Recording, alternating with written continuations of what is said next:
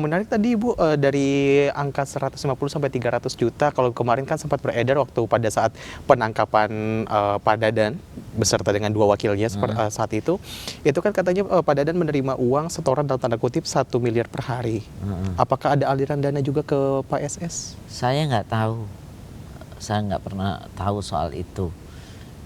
Mungkin katanya ya, kejaksaan mengatakan bahwa AS ini kaki tangannya benar atau enggak saya nggak tahu. Yang bilangnya memberi setoran, tapi kan saya walahu alam nggak tahu gitu.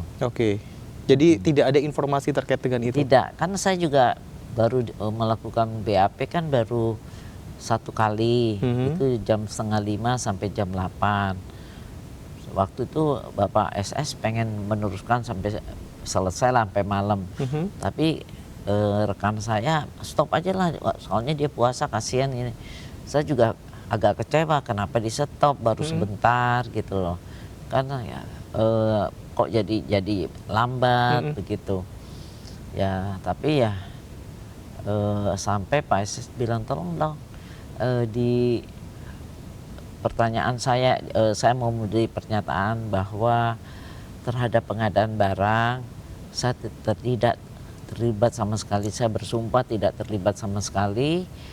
Saya hanya tidak terlibat sama sekali yang pengadaan barang misalnya motor listrik. Nah, itu juga sempat viral. Motor listrik, terus kaos kaki, sepatu, sampai TV, laptop, itu sama sekali saya tidak terlibat. Saya berani bersumpah bilangnya tidak terlibat. Itu langsung dilakukan BAP karena bukan bidang saya dan PPK-nya berbeda. Itu yang saya tahu. Tapi kalau membuat sistemnya yang titik-titik SPPG, itu berarti terlibat. Itu memang fungsionalnya Pak SS gitu. Berarti terlibat Ibu? Ya saya nggak berani menduga itu karena kan belum sampai ke sana. Nanti itu kewajiban kejaksaan bagaimana pengungkapannya. Tapi yang paling penting saya sampaikan, jangan kepada masyarakat 26 nama ini belum tentu bahwa itu terlibat. Jadi jangan sehingga seolah-olah jadi mereka ini udah pasti terlibat melakukan sesuatu tindak pidana apa. Enggak, karena saya di dalam BAP-nya tidak ada, Pak SS juga fine-fine aja, cuman itu atensi doang gitu loh. Karena banyak nama-nama pejabat negara juga yang langsung akhirnya ada salah satunya langsung konfirmasi pada saat itu Ibu. Iya, justru itu saya juga bilang. Justru saya bilang bahaya kalau disebar-sebarin padahal belum yang ada apa-apa. Siapa Ibu? Saya nggak ngerti. Pertama ada dikasih kepada Yusuf Maulana. Saya bilang ini mau diposting, bahaya Pak. Malah saya bilang ini Pak, nanti Yusuf Maulana, sebentar Ibu, Yusuf Maulana ini konteksnya sebagai? Ya sebagai persahabatan dan punya dapur MBG juga. Punya dapur MBG beberapa lah. Tadinya mau diposting? Ya saya pikir mau diposting karena yang suratnya untuk Ibu NSD itu mau diposting kan. Saya kira untuk terus ada surat yang memang diposting. Saya nggak ngerti, nggak baca surat apa. Nah nama-nama itu saya tahu diserahkan, cuman dia bilang aja di keep aja, tapi dibikin isu supaya kejaksaan memanggil mereka. Tujuannya untuk setelah dipanggil, setelah itu apa ya? Tujuannya kan mereka tidak pernah ngasih dana apapun ke Pak SS. SS bersih kan.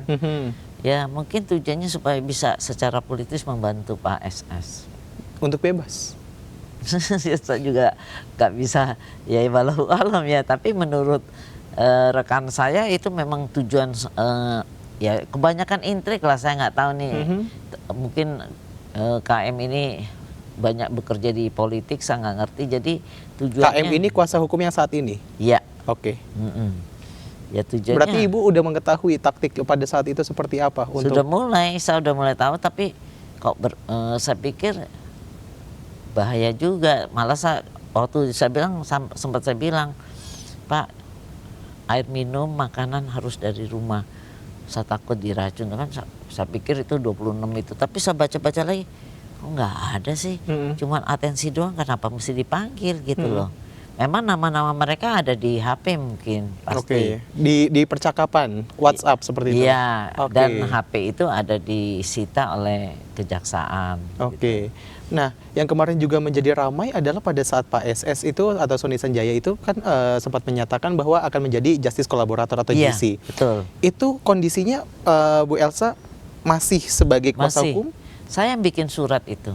Apa indikatornya dirinya akhirnya mengajukan diri sebagai GC? Dia juga bikin pernyataan dan ditandatangan oleh Pak SS. Surat itu indikatornya bahwa saya menyampaikan bahwa bersedia mengungkapkan semuanya. Nah, otomatis mengungkapkan semua kan berarti ada suatu pernyataan memang dia terlibat. Itu kan udah prinsip hukum ya, terlibatnya kayak apa kan saya belum sampai ke sana. Tapi itu indikasi saya terlibat, tapi saya bukan pelaku utama. Pelaku utama adalah A, B, C, D, atau mungkinnya dia dalam tekanan sehingga memberikan titik-titik itu dalam tekanan sehingga terbentuknya dapur-dapur itu tidak memenuhi syarat karena saya tertekan, kayak gitulah misalnya. Tapi kan belum sampai ke sana pembicaraannya, BAP-nya ya gitu. Tapi kalau misalnya ada yang kemarin saya mohon koreksi kalau saya salah, coba saya mendapatkan informasi katanya GC-nya ditolak atau belum sampai situ ya Ibu ya? Saya belum tahu, kayaknya masih dipertimbangkan. Tapi saya nggak tahu ya, karena rekan saya KM ini sangat confident, sangat confident ya, bahwa ini pasti diterima. Karena dia bilang kejaksaan ini rumah gua, dia bilang gitu. Gue tinggal telepon aja sama Jampitsus, telepon sama. Maksudnya dalam tanda kutip rumah gue tuh apa Ibu? Ya nggak ngerti, ini rumah gua.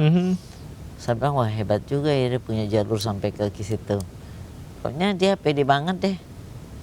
Mungkin dia dulu pernah jadi, saya dengar pernah jadi calon anggota DPR DKI dari PDIP gitu. Dengar-dengarnya, tapi mungkin karena dia politik jadi dia hebat di politik mungkin. Ini lawyer politik. Jadi bisa dikatakan ini ada upaya-upaya yang terus dilakukan apalagi sebagai pengacara untuk membebaskan Pak SS. Saya pikir begitu ya, semua lawyer berusaha untuk membebaskan, tapi harus dengan yang rasio dan hukum sesuai dengan fakta ya, fakta hukumnya. Cuman ini kelihatannya demikian karena merasa memang yakin bahwa Pak SS ini tidak bersalah, tidak bersih dan segala rupa.